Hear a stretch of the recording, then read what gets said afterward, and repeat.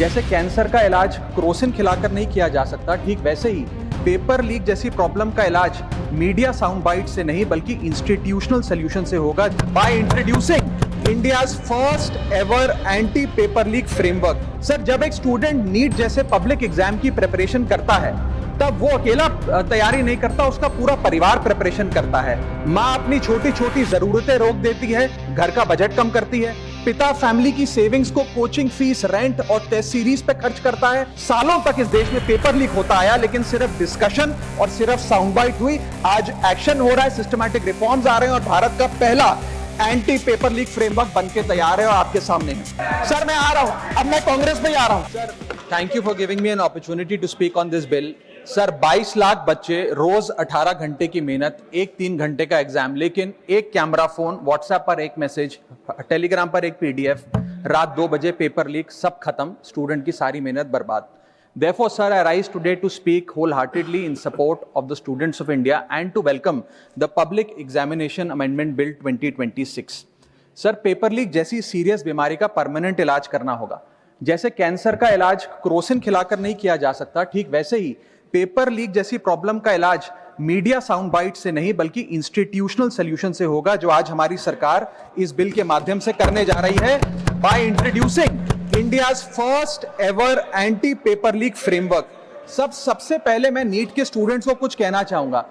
आपका गुस्सा जस्टिफाइड है, आपकी पेन रियल है और आपको एग्जामिनेशन सिस्टम से जो कंप्लेंट है वो कंप्लेंट भी जेन्युइन है। Your voice matters. और जब आपने अपनी चिंता व्यक्त करी, अपना दर्द बताया, when you demanded, the honorable prime minister heard that demand, not just as a prime minister but also as a guardian, परिवार के मुखिया की तरह उस बात को सुना। Students demanded, government acted, historic decisions taken, systems changed. Sir, जब एक स्टूडेंट नीट जैसे पब्लिक एग्जाम की प्रिपरेशन करता है तब वो अकेला तैयारी नहीं करता, उसका पूरा परिवार प्रिपरेशन करता है। माँ अपनी छोटी छोटी जरूरतें रोक देती है, घर का बजट कम करती है, पिता फैमिली की सेविंग्स को कोचिंग फीस, रेंट और टेस्ट सीरीज पे खर्च करता है, फैमिलीज को लोन तक लेना पड़ता है और स्टूडेंट खुद कोटा, जयपुर, चंडीगढ़, दिल्ली, पटना जैसे शहरों में जाकर घर से दूर रहता है, दिन में 18 घंटे पढ़ता है, रात 2 बजे तक पढ़ाई करता है और फिर अलार्म लगाकर सुबह 5 बजे क्लासेस के लिए उठ जाता है। परिवार से दूर, कोई सोशल लाइफ नहीं, कोई त्योहार फेस्टिवल नहीं, सोशल मीडिया, फ्रेंड से दूर और अपनी स्लीप और अपनी हेल्थ से भी कॉम्प्रोमाइज करता है, क्योंकि उसे पता है कि जब वो पेपर लिखेगा तो सिर्फ पेपर नहीं, अपनी फैमिली के लिए एक बेटर फ्यूचर लिखने जा रहा है। फिर एक दिन एग्जाम की तारीख पर उसे पता लगता है कि 3 साल से वो जिस पेपर की तैयारी कर रहा था वो पेपर किसी ने पहले ही पैसे देकर हासिल कर लिया, पेपर लीक हो गया। और इस समय सर सिर्फ पेपर लीक नहीं होता, उस स्टूडेंट का मेहनत, उसकी ड्रीम्स, उसकी सेल्फ बिलीफ, उसका ट्रस्ट, उसकी एस्पिरेशंस, ये सब लीक होती हैं और उसकी मेंटल और फिजिकल हेल्थ पे असर पड़ता है। I understand that pain sir, because मैं खुद भारत के अभी कुछ साल पहले ही भारत के एक पब्लिक एग्जामिनेशन सिस्टम का स्टूडेंट रहा, चार्टर्ड अकाउंटेंसी का। And sir, because I have spent enough time in this house critiquing the government, I have earned the right to say my next sentence with full conviction and sincerity कि जब बात students की आई, when it came to our students and the youth of India, the government heard, the government actioned and the government delivered. Students का feedback लिया, students की demands को honour किया और ये डेमोन्स्ट्रेट किया कि सरकार स्टूडेंट्स के साथ खड़ी है। जिस उम्मीद के साथ स्टूडेंट्स ने अपनी मांग प्राइम मिनिस्टर साहब के सामने रखी, उस चिंता को, उस दर्द को समझते हुए तमाम एक्शन लिए गए, तमाम स्टेप्स लिए गए, जैसे कि शॉर्ट टर्म और long term steps. Number 1, paper leak के बाद इमीडिएटली री एग्जाम कराया गया ताकि साल बर्बाद ना हो। जांच सीबीआई को सौंपी, एसआईटी का गठन हुआ, स्पेशल इन्वेस्टिगेशन टीम, जिसने 13 लोग मेन किंगपिन समेत गिरफ्तार किए। मात्र 75 दिन में, आज से 2 दिन पहले जब 75 दिन पूरे हुए जांच के, चार्जशीट भी फास्ट ट्रैक कोर्ट में दर्ज करा दी गई, जांच को महीनों सालों लटकाया नहीं।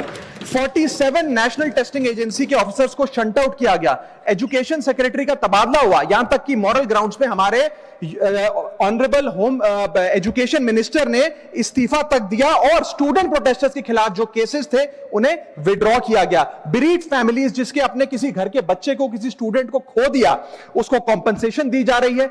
एग्जाम सिक्योरिटी प्रोटोकॉल्स को स्ट्रेंथन किया जा रहा है और अगली बार से ये नीट का पेपर ओएमआर शीट से नहीं बल्कि फुल्ली कंप्यूटर बेस्ड टेस्टिंग से कराया लाया जाएगा ताकि remotest chance of paper leak भी एलिमिनेट कर दिया जाए। इसी के साथ साथ सरकार ने एक हाई पावर टास्क फोर्स का गठन किया है जो फर्दर रिफॉर्म्स अंडरटेक करेगी कि भारत के पब्लिक एग्जामिनेशन सिस्टम की इंटेग्रिटी को कैसे प्रिजर्व और प्रोटेक्ट किया जाए, और इसमें इंडिया के मोस्ट अक्लेम्ड एक्सपर्ट्स जैसे कि नंदन नीलकनी साहब को समिति में डाला गया है। इसी के साथ साथ डेटरेंस क्रिएट करने के लिए, अपराधी के मन में खौफ पैदा करने के लिए एक ऐसा कानून लेकर आज सरकार सदन में आई है जिसके पास होने के बाद कोई अपराधी सपने में भी यदि पेपर लीक करने का सोचेगा तो उसकी रूह कांप जाएगी। पहली चीज, पेपर लीक को एक इंडिविजुअल द्वारा किया गया क्राइम नहीं बल्कि एक ऑर्गेनाइज्ड सिंडिकेट नेटवर्क द्वारा किए गए क्राइम के तौर पे ट्रीट किया जाएगा, जिसमें इंसाइडर हो, कोचिंग माफिया हो, लॉजिस्टिक वेंडर हो, प्रिंटिंग प्रेस हो, सॉल्वर गैंग हो, एग्जाम ऑफिशियल्स हो, सब पर कार्रवाई होगी। सबको दोषी करार देने के बाद, गिल्टी करार देने के बाद 10 साल तक की जेल होगी और 10 करोड़ रुपए तक का जुर्माना लिया जाएगा। सारे ऑफेंसेस को cognizable, non bailable, non compoundable बनाया गया। एक स्पेशल टास्क फोर्स का गठन किया गया कि अब कभी भी यदि पेपर लीक की संभावना भी उत्पन्न होती है तो यह स्पेशल टास्क फोर्स जांच करेगी और यह इन्वेस्टिगेशन सालों साल नहीं लटकाई जाएगी। 2 महीने के अंदर अंदर से इस इन्वेस्टिगेशन को कंप्लीट करना होगा। और इसी के साथ साथ फास्ट ट्रैक कोर्ट्स का गठन किया जो ये इंश्योर करेंगे कि इसमें स्पीडी ट्रायल हो, डे टू डे ट्रायल हो, स्पेशल पब्लिक प्रोसिक्यूटर होगा, 3 महीने में पनिशमेंट सुनाई जाएगी। सर मैं बता दूं, हमारे देश में fast track courts heinous crimes के लिए बने हैं, जैसे कि क्राइम्स अगेंस्ट वुमेन, रेप और पॉस्को जैसे अपराध के लिए। आज हमने पेपर लीक को उस हीनियस क्राइम्स की कैटेगरी में ला खड़ा किया है सर। इसी के साथ साथ सर, इंस्टीट्यूशनल और systematic reforms will demonstrate zero tolerance towards paper leak, और इससे भारत की इंडियन पब्लिक एग्जामिनेशन सिस्टम की इंटेग्रिटी को हम प्रिजर्व और प्रोटेक्ट कर पाएंगे। ये सब इसलिए हुआ because sir there is nothing more important than the students and their future.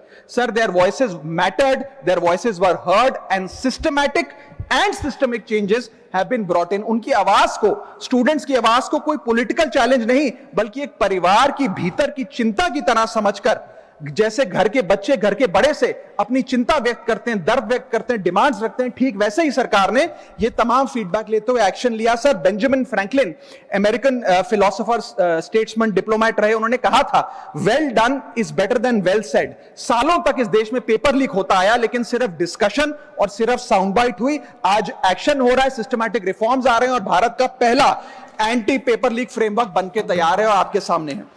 Sir इसी के साथ साथ पेपर लीक किसी एक पार्टी का, किसी एक सरकार का ऑफिसर या मिनिस्ट्री की देन नहीं है और ये कोई 2026 का फिनोमेना भी नहीं है। सर मैं बता दूं कि सर जब बात अकाउंटेबिलिटी की हो, मोरालिटी की हो, जवाबदेही की हो, तो इसलिए इससे जब बात अकाउंटेबिलिटी की हो, मोरालिटी की हो, जवाबदेही की हो, तो सर ये इससे तय नहीं होना चाहिए कि पेपर लीक कौन से राज्य में हुआ, कौन सी मिनिस्टर के अंडर हुआ, कौन सी पार्टी में हुआ, क्योंकि ये एक पैन इंडिया ऑर्गेनाइज्ड क्राइम है, क्रॉनिक डिजीज है। मैं ये बात इसलिए कह रहा हूं क्योंकि 19 जुलाई 2026 को, आज से मात्र 10 दिन पहले, पंजाब के अंदर एक फार्मेसी ऑफिसर रिक्रूटमेंट का एग्जाम हुआ। उसमें मैसिव इरेगुलरिटीज देखी गई, ब्लूटूथ डिवाइसेस के माध्यम से लाइव चीटिंग चल रही थी और चीटिंग सिंडिकेट वो चीटिंग फैसिलिटेट कराने के लिए 13 लाख रुपए का रेट चार्ज कर रहा था। यही नहीं सर, आम आदमी पार्टी की सरकार जब पंजाब में बनी तब से अभी तक नायब तहसीलदार के एग्जाम में इरेगुलरिटीज देखी गई और लार्ज स्केल चीटिंग हुई। पंजाब स्टेट एजुकेशन बोर्ड में 12वीं क्लास का इंग्लिश का पेपर लीक हुआ, पीएसटीटी स्कूल टीचर रिक्रूटमेंट का एग्जाम का पेपर लीक हुआ, पीएसएसबी के ग्रुप ऑफिसर के रिक्रूटमेंट का एग्जाम लीक हुआ, एग्रीकल्चरल डेवलपमेंट ऑफिसर की रिक्रूटमेंट का एग्जाम लीक हुआ और एक्साइज और टैक्सेशन इंस्पेक्टर की रिक्रूटमेंट की मेरिट की लिस्ट जब आई तो उसमें फर्जी नाम डाल के जारी कर दिया गया। सर मैं आ रहा हूं, अब मैं कांग्रेस में आ रहा हूं। आप कांग्रेस का सुनिए सर, मेरा समय खराब कर रहे हैं। आप बोले ना, बोले आप बोले। सर जब सर कांग्रेस की कर्नाटक में सरकार है, इसी साल जनवरी 2026 में एसएसएलसी का पेपर हुआ। इसी साल कर्नाटक में कांग्रेस की सरकार के अंडर एसएसएलसी का पेपर हुआ, पेपर लीक हुआ और वो पेपर ऑनलाइन 200 रुपए में स्टूडेंट्स को बेचा जा रहा था। हिमाचल प्रदेश में HP state selection commission recruitment exam का पेपर कांग्रेस के कार्यकाल में लीक हुआ। अब आप सुनिए सबसे चौंका देने वाली घटना। सर सबसे शॉकिंग और सैड बात यह है कि 2016 में कर्नाटक में जब कांग्रेस की सरकार थी, तब वहां पे 12वीं कक्षा का प्री यूनिवर्सिटी कॉलेज का 12th का केमिस्ट्री का पेपर लीक हुआ। ये क्लासरूम का पेपर नहीं था सर, ये स्टेट बोर्ड एग्जाम था। ये स्टेट का एग्जाम जब पेपर लीक हुआ, बच्चे एग्जाम देकर घर आ गए, पता लगा पेपर लीक हो गया, पेपर कैंसिल कर दिया। 20 दिन बाद री एग्जाम कराया गया, री एग्जाम का पेपर भी लीक हो गया। और उसके बाद रात को 3:30 बजे वो पेपर व्हाट्सएप पे घूम रहा था, री एग्जाम को भी कैंसिल करना पड़ा। इसके बाद जब जांच हुई, स्टेट सीआईडी ने जांच करी, तो 3 लोगों को अरेस्ट किया, जिसमें कर्नाटक सरकार के मेडिकल एजुकेशन मिनिस्टर डॉक्टर शरण पाटिल का पीए खुद शामिल था। पीए 10-10 लाख रुपए लेकर पेपर लीक कर रहा था। उसके बाद जब मंत्री जी से पूछा गया कि आप इस्तीफा क्यों नहीं देते, आपकी मॉरल और डायरेक्ट जिम्मेदारी बनती है, आपके दफ्तर का आपका पीए पेपर लीक कर रहा है, आप क्यों नहीं इस्तीफा देते? तो उन्होंने कहा कि there is no question of resigning, अगर कुछ गलत हुआ है तो वो मेरे पीए का पर्सनल मैटर है, उसकी पर्सनल लाइफ है। वहां सर ऑफिस गवर्नमेंट का, डेजिग्नेशन गवर्नमेंट की, एक्सेस गवर्नमेंट का, बट अरेस्ट की बात आई तो पर्सनल लाइफ का मैटर है। और आयरनी देखिए, आज 2026 में कर्नाटक में फिर कांग्रेस की सरकार है और डॉक्टर शरण पाटिल फिर मंत्री हैं और उसी विभाग के मंत्री हैं, मेडिकल एजुकेशन विभाग के मंत्री। ये है स्टैंडर्ड ऑफ अकाउंटेबिलिटी सर। सुन लो, उसी के साथ साथ 2004 से 2014 के बीच में जब यूपीए की सरकार थी, तो कांग्रेस के कार्यकाल में दर्जनों एग्जाम्पल हैं, डॉक्यूमेंटेड एग्जाम्पल हैं पेपर लीक के सर, जिसमें मुख्य तौर पर AIIMS post graduate medical entrance exam 2006 में लीक हुआ, रेलवे रिक्रूटमेंट बोर्ड का एग्जाम 2009 का लीक हुआ, all India engineering entrance exam 2011 UPA के कार्यकाल में लीक हुआ और SSC combined graduate level exam 2013 leak हुआ। सर इस पीरियड में उस समय की यूपीए सरकार ने क्या किया? कोई अकाउंटेबिलिटी एस्टैब्लिश करी, कोई एग्जाम सिक्योरिटी आर्किटेक्चर को ओवरऑल करने के लिए कोई कानून लाए, कोई dedicated anti paper leak law लाए? कुछ नहीं लाए। सर मैं एक बात कहना चाहता हूं सर, पॉलिटिकल मेमोरी सिलेक्टिव हो सकती है, पब्लिक रिकॉर्ड सिलेक्टिव नहीं हो सकता। अगर नेशनल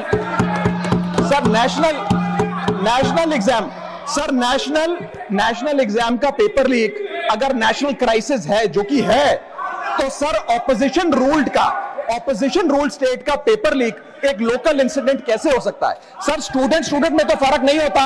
अगर नीट के स्टूडेंट्स का पेन जेन्युइन है, जो कि जेन्युइन है, तो सर पंजाब के फार्मेसी एग्जाम के स्टूडेंट्स का और कर्नाटक के एसएलसी एग्जाम के स्टूडेंट्स का पेन भी जेन्युइन है। स्टूडेंट का पेन पार्टी देखकर चेंज नहीं होता और ठीक उसी तरह रिफॉर्म और अकाउंटेबिलिटी भी पार्टी देखकर चेंज नहीं हो सकती।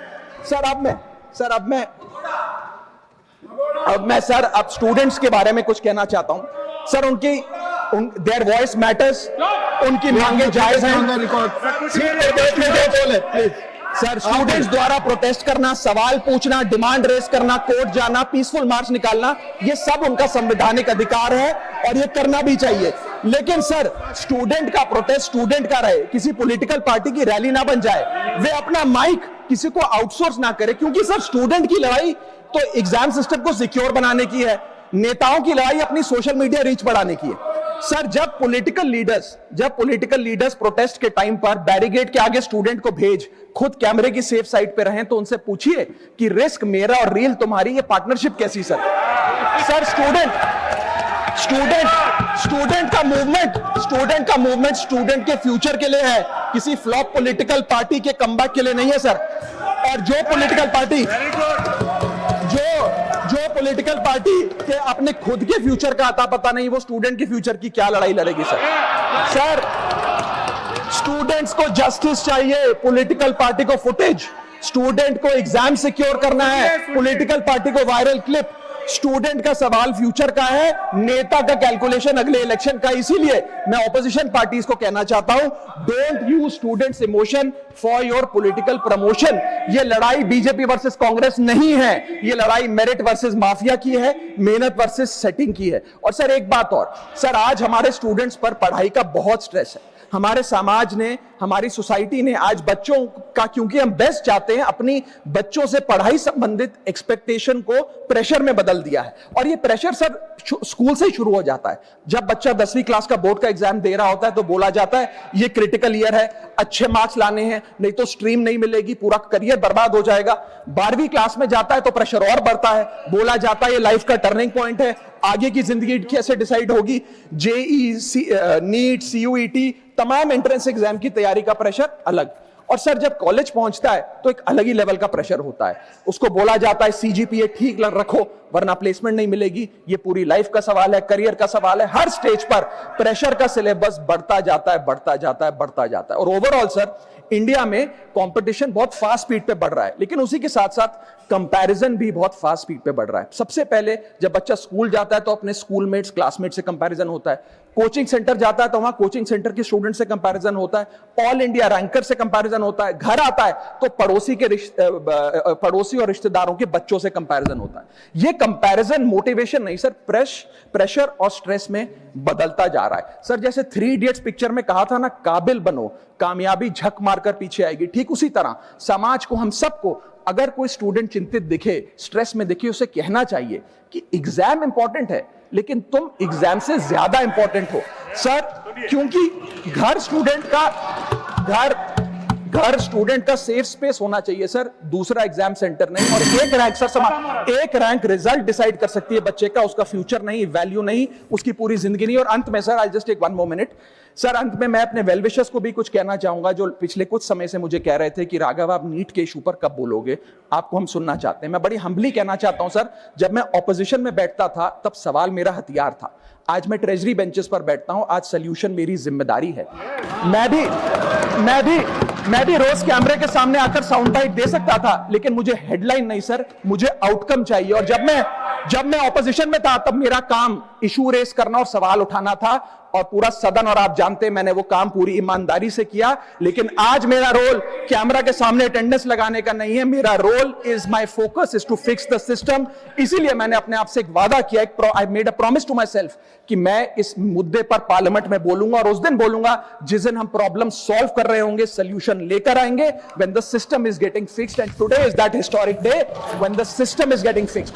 और सर बिकॉज आज जो रिफॉर्म्स हम लेकर आए हैं, जो सरकार सदन में लेकर आई है, वो इतने जरूरी हैं क्योंकि इन रिफॉर्म से सिस्टम और मजबूत होगा, पेपर और सिक्योर होगा, एग्जाम फेयर होगा, मेरिट का सम्मान होगा, माफिया जेल में होगा, सरकार पहरेदार होगी, कार्रवाई दमदार होगी, स्टूडेंट्स की जीत होगी, माफिया की हार होगी। जय हिंद।